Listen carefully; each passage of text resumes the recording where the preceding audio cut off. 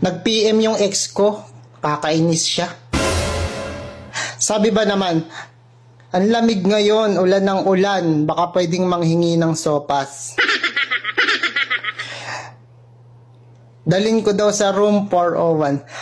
Bakit ko naman din dadalhin, nakakaasar? Ako pa yung magdadala? Hindi mo siya nahiya? Siya lang nga yung nanghihingi, tapos siya pa yung dadalhan ko ng sopas. Kakasar yun. Tsaka bakit sa akin siya nanghihingi ng sopas? Pwede naman sa iba. Tapos sabi niya, bagong ligo daw siya. Why, bakit kailangan mo sabihin sa akin yun? Hindi naman na yun kailangan sabihin.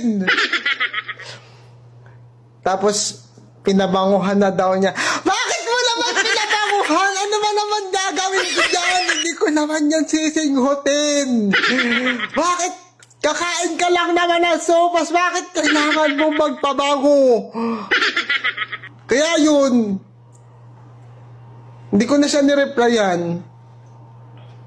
Sabi ko, papunta na ako. Bakit napunta? Ayoko! Ayoko lang ganun. Ayoko talaga.